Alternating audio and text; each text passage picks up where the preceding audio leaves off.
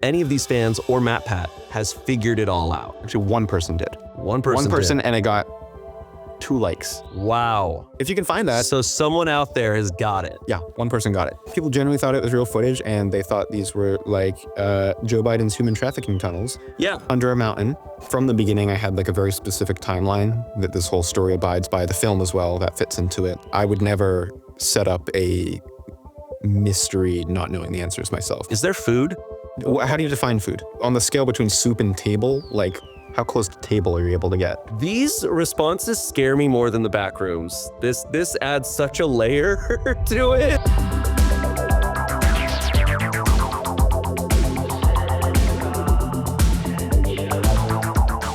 Hi, I'm Shane Top. You might know me from Smosh or my 2-minute appearance on the hit Nickelodeon series iCarly. Today, I am joined by Kane Parsons, creator of the hit internet horror series, The Backrooms. Kane, thank you for joining me today. Thank you so much for having me, Shane. It's an honor. Thank you.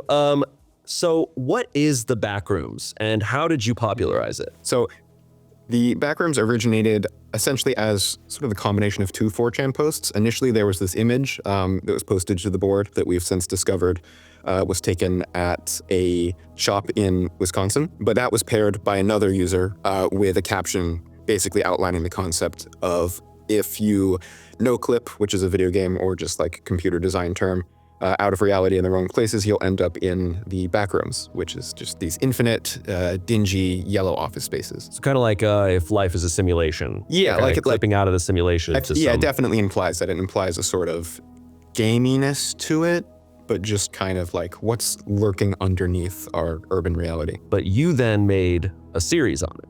Yeah, in 2019, it sort of first appeared as a meme. So I opened Blender, did like a test demo to see if I could like, recapture the energy that you feel from those images. And that turned into what is the first Backrooms video on my channel, Backrooms Found Footage, which it far exceeded my expectations. Yeah, I mean, it is now culminated into an A24 movie.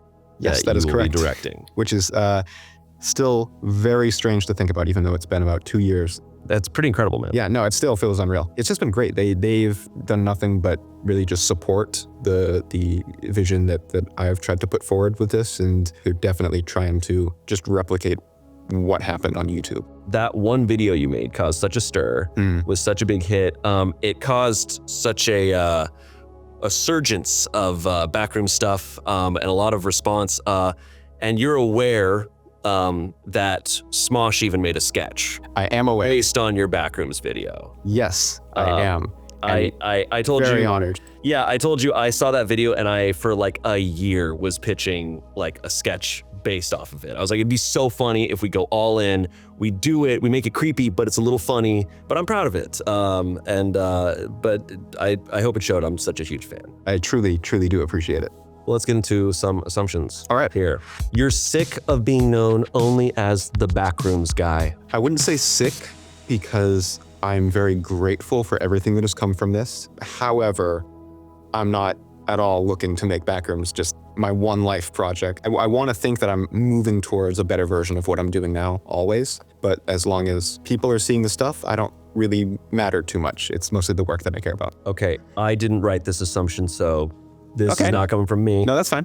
The Backrooms is for kids and is just a trend until the next Five Nights at Freddy's gets created. Without a doubt, the Backrooms was fertile ground to make a lot of YouTube Kids content. A lot of those creators jumped on it for good reason. It's kind of just a sandbox to throw wacky characters into. I'm so grateful every day that it didn't get merged into brain rot lingo in the same way. Like, it didn't fuse with Skibbity Toilet. Skibbity Toilet took all, they're the fall guy. To a kid, it's approachable because it looks clean and it feels clean, and it's scary, but it's like easy scary for them. It's a very tame horror short, and truthfully, I don't even find it that scary. So wow, people like the Backrooms because it's or mesmerizing. Yeah, it's kind of like an intriguing space, like walking around in a dream. Why do you think kids love horror so much? My whole life, I've always been attracted to scary things. Like being younger on the internet, I would try to seek out stuff that is like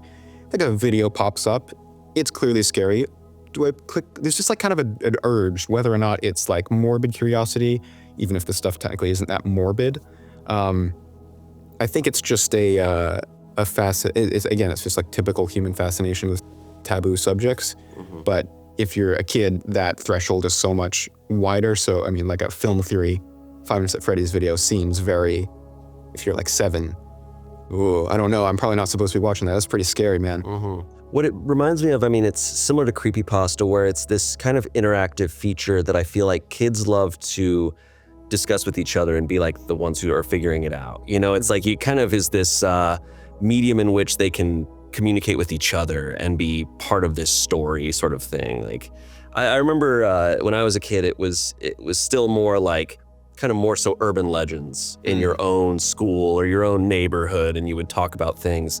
But then you get online and you would talk about like some video game or some movie. It's like a bonding exercise. I think it's bonding. I think, I don't know, Well, it's the same thing. It's like, I mean, if you like, before the internet or anything, if there's like a scary man that'll roam your neighborhood or something, you and your friends who are all familiar with him will make up some story about how he drags children into sewers or something. And it's like, I think it's always been a curiosity to like, you make up the story, you're scared of this guy, but then you like follow him around from a distance, and like, it's just a fascination with that sort of thing. Yeah, and I would say, you know, horror is like kind of, in a way, it's like one of the most creative things, because we're kind of creating out of our own feelings and stuff. And what your backroom stuff does have in common with Five Nights at Freddy's and other things like it is there's a bunch of unknown, and people love to take that unknown and try to like give answers to all those pieces. Yeah, unknown is always, that's what drives everything. Yeah. You feel pressured to keep making Backrooms content.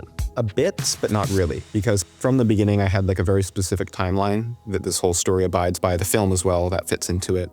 Like every bit of Backrooms related media I put out is going to fit into that timeline somewhere. I can't stand retcons. I like having everything figured out as immediately as possible, and if I run out of creative mileage there, then I just do another series. Are you kind of saying you see a definitive end that you know for your Backrooms content? Yeah. Interesting. It's all working to a certain point. I would never set up a mystery not knowing the answers myself. Like, that's very valuable to me. It took us a while, but I feel we've struck a good balance between giving the fans of the series real solid material to chew on, like more additive stuff that moves elements of the story forward, while also keeping it open enough to people who maybe don't know what the Backrooms are. If the first movie does very well, the ideal scenario creatively would be to finish it off with like a 9-episode limited series. Do you ever think about any other mediums outside, like if someone was like, oh, I want to write books on this or something, do you think that would be a good medium as well? I've thought about it a lot. I have been just spending a lot of time really solidifying the timeline and like getting things down. And it's not like something I would expect to hand off to people because it is so dense. It's mostly just a for me thing and kind of like a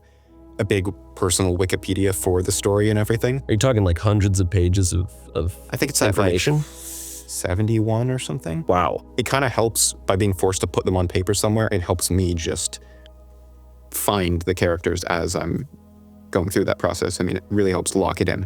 I think it shows in your work that there's a lot of depth there that we don't see.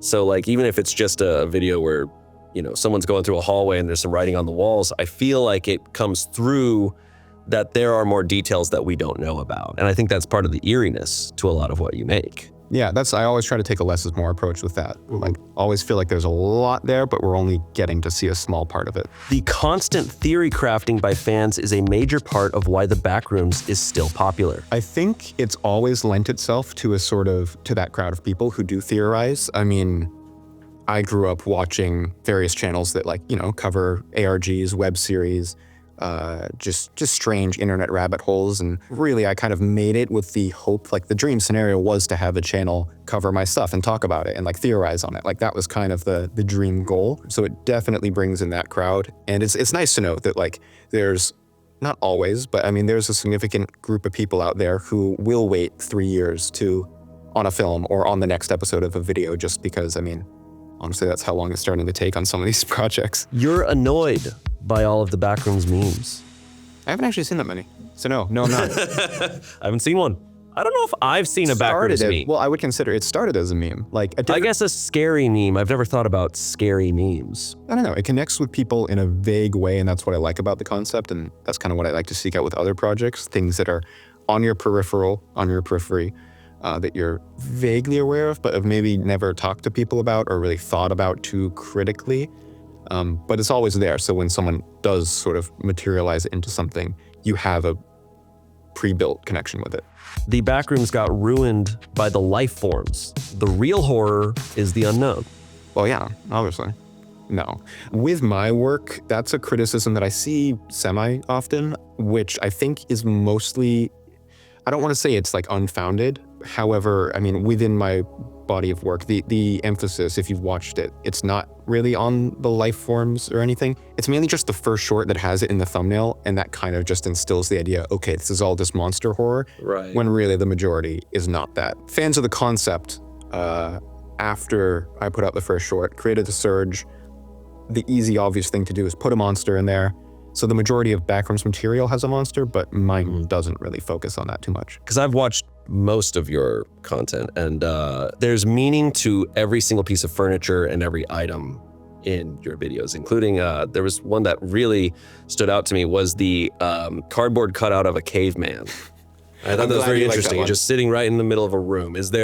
There's meaning to all of these things, or are they just random pieces of furniture you're putting? Again, I try very hard to not make any arbitrary decisions. It usually takes a while to figure out what the shot is going to be exactly. When it comes to like the wooden board floor texture, maybe don't theorize on that. So you talk about people looking into the code, looking into the textures you're using.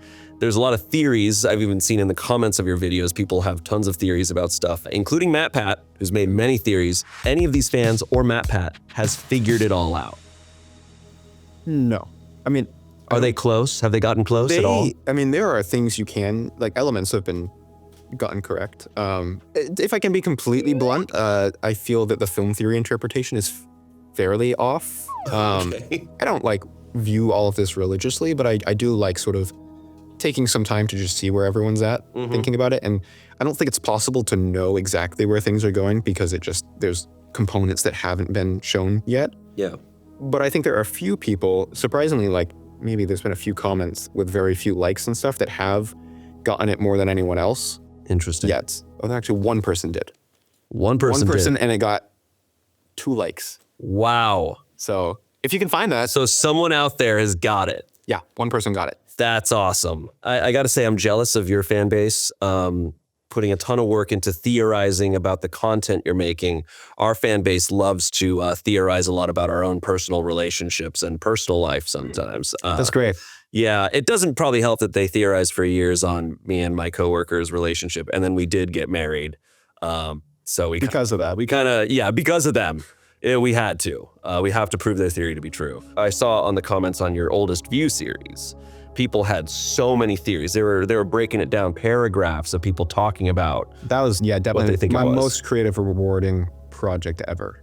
The whole project is very much built around the real world, and its aim is not to be an alternate reality. It's kind of just like a dramatized realization of these real places that existed. Like all the shops in the mall existed at a point in time. The giant existed, that was real. I mean, all of it was real. All of these characters, all of the legal entities that get mentioned in there and stuff, it's all real, and it's just kind of an ideation on that, and it kind of like manifests the thoughts you could have on these things in a more tangible, monstrous way. The Backrooms and perhaps stuff with the oldest view as well reflects your struggle with mental health.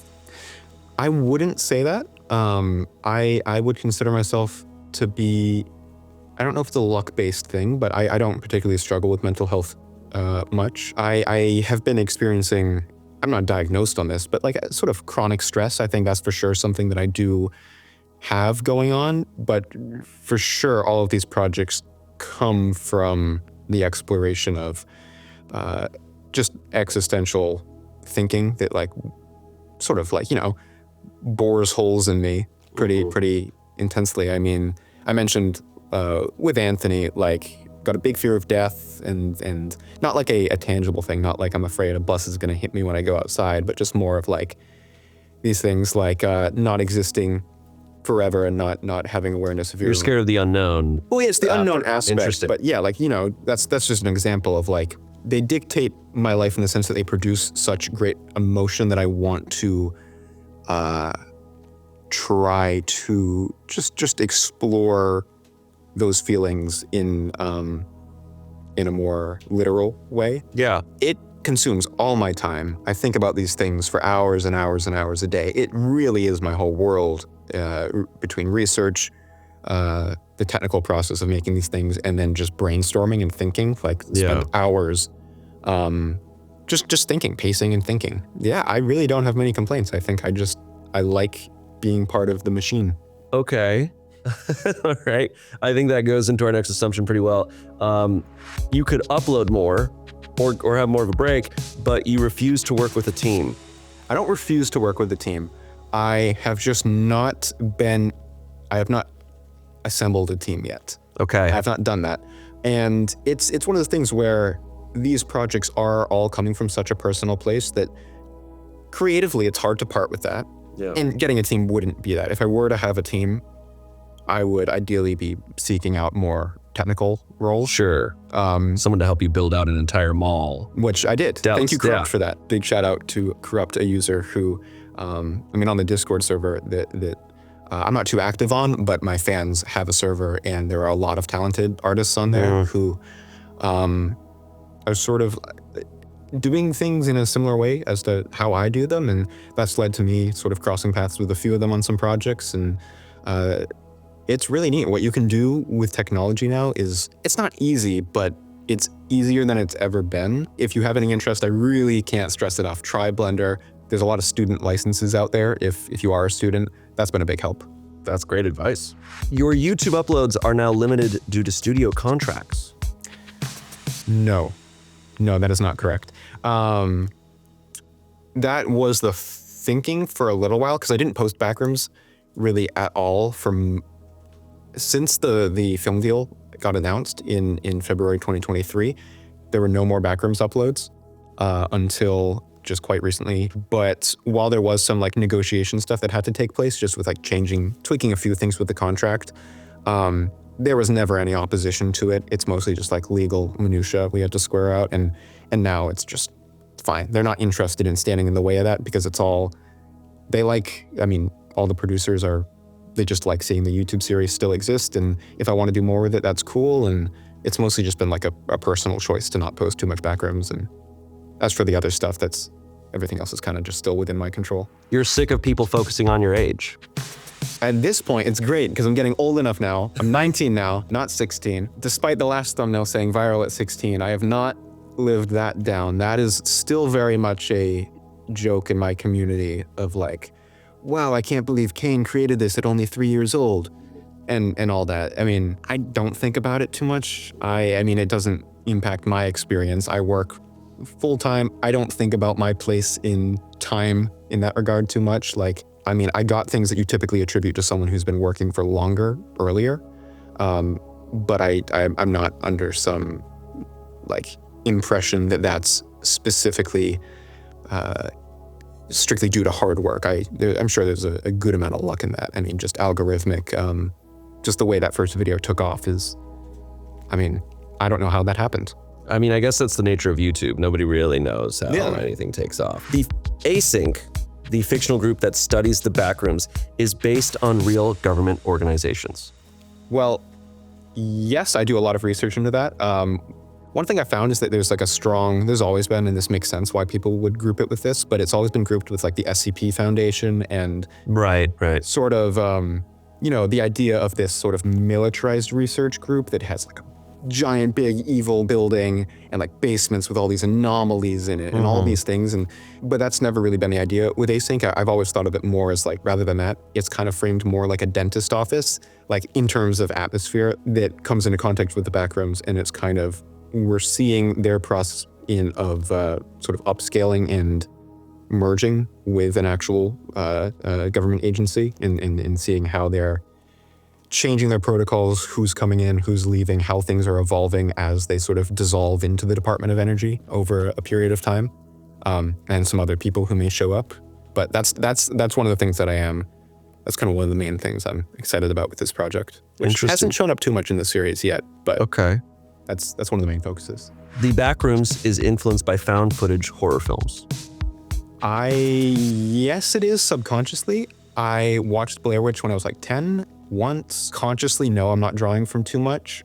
I'm sure on YouTube, I mean, there's so much stuff that I watch a lot of. It's not fictional, but I watch a lot of body cam footage. I'm generalizing with the term body cam, sort of referring to like urban exploration as well. Just any sort of experience where you have a camera on a person. I think it's kind of instilled like a subconscious like rhythm for how these things feel. And it's just, I don't know, I try to emulate that, try to just fake reality rather than try to think about it as a fictional thing. The best version of what I do, I like to think of actually trying to fool people into thinking this is real. Yeah, it sounds like you're not basing this stuff off of fictional films. You're basing it off of real life footage that you're seeing. Yeah, that's the main thing that inspires me. Which I should say, crowning achievement is with The Oldest View, part 2, where he finds a hole. The character Wyatt finds a hole in the woods with a staircase that goes down. And then there's the mall is at the bottom of that after like a mile of walking. An edited version of that got circulated on, it was Instagram, and then I also got sent stuff on Facebook. People genuinely thought it was real footage, and they thought these were like Joe Biden's human trafficking tunnels. Yeah. Under a mountain that leads to a mall. I was gonna say, it was a matter of time till boomers found your stuff and were like, well, there it is, man. It's real. Yep, and yeah, like this is so concerning. That's terrifying for them, that they think that's real footage. The fog is coming. Unfortunately, this stuff looks too good. It's gonna get better. It's gonna get better. The world they're living in is terrifying. It is. You have to kind of be trained to interact with this technology. Yeah. In a socially cohesive way. I mean, literally, when you were born, where the internet was at was so different from me. I mean, it occurred to me, you are the same age as Smosh itself. Which is a crazy thought. Almost YouTube. And YouTube. I mean, you were not alive before it. I mean, that's a shocking thought. It's fascinating. I mean, it's really interesting. But I mean, in our conversations before this, you talk about, I feel like how you individually engage with media is different even amongst your peers who are your age. I think so. I mean, I'm not on most social media. I don't spend too much time. I'll use YouTube. I am on Instagram. And sometimes I do definitely get a healthy dose of brain rot. I mean, that's the term, that term is very like... Everyone should get a little bit. Yeah, but that term, like if you're watching this a year from now, that term is gonna feel probably fairly dated, I would think. Things move so fast. Though I have noticed, like it's been interesting, I feel like some of these things aren't dying. Like it took a while for memes to die like in the 2010s. Then it sped up a ton from 2019 to 2022, got very fast.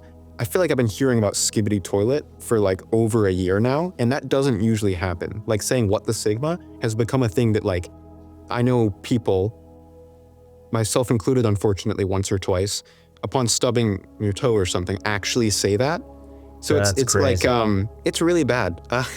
But like, it's not expired yet in the way that I was kind of seeing everything else. Like everything kind of had a lifespan of 1 week for a while, but these things are going for years now. Once the Backroom film releases, fan projects will be taken down by the studios and you won't be able to make YouTube videos anymore. That is a very improbable scenario. There's not really any interest in that being an outcome. I certainly would hate to see that happen. I think it's a unfounded concern for the most part. Maybe not unfounded completely. I think it's good that people are worrying about that, absolutely, because it is an unconventional scenario that we're in here where we have a major motion picture adaptation of something that is, by all means, it started as an open source sort of public domain idea. So I think there has been no interest in going after people from anyone I've spoken to. I mean, that just seems like a bad idea. Like we don't want to make people angry at us for no good reason. Sure.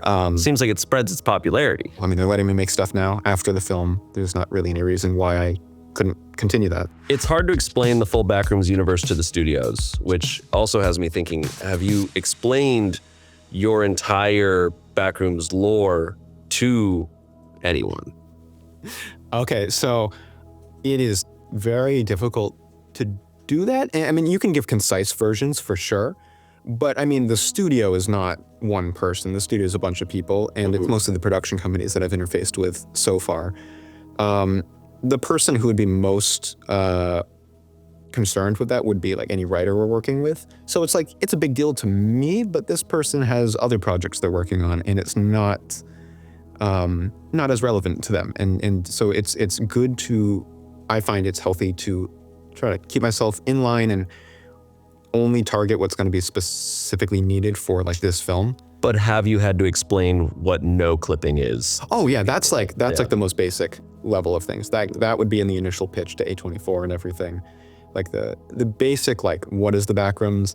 How does it work? Why is it scary? Like all the normal pitch stuff you would have to deliver to a studio. I mean, anything that I think like you could find on the Wikipedia article for it is stuff that like they would know. You will compose the music in the Backrooms film. I would like to, but I'm on the fence about that because there's maybe a few artists that I would consider wanting to see if we could bring in for that. But I do all the music for the YouTube series. I love doing the music. I just do music for fun as well. Interesting. Not Kane Pixels on YouTube. That's my second channel. I usually do like a song a day. Typically, it's kind of like the one, you're asking if I relax ever. Man. That's like the one thing I do to relax. I'll spend like an hour. So even your relaxation is creating, you're just always creating something, I feel like. I like to be, yeah. Not always, Interesting. but I like to be, yeah. Most of the time I would say that's the case. Interesting. Yeah, I do music and I would very much like to do it for the film. This is a good assumption. There are no toilets in the Backrooms. Or at least no working ones. No, there are. There are? And there probably are working ones too, yeah. Okay. And that's not like me, not on the spot. Logically, it would make sense if there are. Okay. Assumption, one that I'm curious about is when I'm watching the Backroom stuff, I'm like, is there food? Yeah, there's probably food. It would probably be really hard to find. Yeah. And it might be rotted. Yeah. But yes, yeah, I'm sure there's food. Okay. How do you define food? So Like food for who? for me. For you. For me. Okay, but like what do you consider, like what's your spectrum of food? Probably broader than most people. Like some potato chips or something. Maybe a can of soup. So like on the scale between soup and table, like how close to table are you able to get? I've never thought about that. Okay, well, if you had to pick a number between 1 and 10. Probably like a 3. Okay, well, yeah, well then you might be able to find food, but it's probably not, you'd probably die. Okay. Good Water to know. would be easier, water would be easier. Water'd be easier. Yeah, water would be easier. Interesting. You really know, you know all the rules to this. I don't go outside. Okay. I do, I actually really love hiking. Say I were to no clip into your Backrooms universe, would my body be functioning the same way it's functioning right now? Yeah. Yep. Okay. Yep, you would behave normally. So I would eventually get hungry, I would eventually get thirsty. Yeah. Yeah, no, I mean, I try to, with this interpretation, just be as, obviously it's a fictitious concept. There is a gray area where you have to just say it's pseudoscience, but like, Sure. to the highest degree I can, I like to try to keep everything as grounded as possible. So Interesting. yeah, you would rot. Okay. This is from, it's an assumption written in from one of our coworkers at Smosh. Aaron Dougal wrote, all the toilet paper in the Backrooms is one What ply. is it with toilets? Look, man, we're Smosh. That's our humor, I guess. I'm gonna assume that the only toilet paper in the Backrooms is 1 ply. No. Okay. No, there's variety. 30 ply. There's 30 ply. Well, if you get lucky. Wow. I need to go to the Backrooms now. Animals? What do you call an animal? What's that? What do you consider an animal? These responses scare me more than the Backrooms. This adds such a layer to it. What's the difference between a table and a dog? A dog, okay. Wow, never thought about that. A dog is a living organism that has aspects that are moving within it, and Where did this come from? cells came from a tree but it's dead. It's a dead tree. Okay, is the dog alive? Yes, the dog is For alive. how long? When? Like what years? Let's imagine a dog that was alive, that's currently alive, On the table. standing on the Okay, table. cool. What type of dog? Let's make it a pug. Okay, cool. It's alive and it's walking around on top of the table. Yeah, that could be there. Pug on a table. Well, it's alive, so it could hop off the table. Yeah. Could run around. Well, it wouldn't live forever. Well, no, but it's a. But how did they get in there? Did it no clip into there? Well, yeah. Well, then it would run around and probably eventually stop running around. I am terrified right now. This is, man, It's you? This is awesome. That to me added so much more unknown to this. That's good to know. I'll lean into that. Thank you so much for being here. On that terrifying note, I feel like that's a perfect place to end this off. I agree. That was good. Thank you for joining us. Thank you for answering all these assumptions. Thank you so much. This was a lot of fun. This was really great. I mean, you're currently uploading stuff. I mean, by the time this comes out, will you have more uploads on your channel? I'm working on another series right now that has not really been teased much, not been released. Who knows? I could cancel the whole thing, or I could get too busy with the Backrooms film very soon, and I might not be able to post it till the movie's out, which could be a while. But in the case that doesn't happen, there probably will be something within the next couple weeks. So and that'll be a new series, a new thing I'm very interested and excited to share. Fantastic. So that'll be fun. Awesome. Well, thank you, Kane. And then I no-clip out of here. And it's like, it's gone. So our next guests on Assumptions are going to be Sam and Colby. They're the top paranormal researchers on YouTube. Do you have any assumptions for them? I assume they most likely will either edit sounds or aspects of the experience are deliberately manipulated to make a more engaging viewership experience. I think that's a good assumption. Yeah, I think that's probably the most obvious one. I assume they drive a Subaru Outback. Oh, okay. Yeah, I feel like that's a fair assumption. I've never met them personally, but a Sam and a Colby, they're driving a Subaru Outback. Sam and Colby, their real names? Maybe. Ooh, that's a good assumption. Paul. They're both named Paul. That's my assumption now. Yeah. That's my assumption. Well, what's the difference between a Paul and a Sam? What's Which the difference one's on the between table? Yeah. Which one's on the table? That's the question. on What top? years were Sam and Colby alive for? When did they die? What year? What? Yeah, when? When will they? When will they turn into ghosts? What's the difference between a ghost and a human? Are they haunting themselves? Exactly, man. We're all hunting ourselves. I'm always saying that. This is fun. This is fun. This is good. I enjoy this.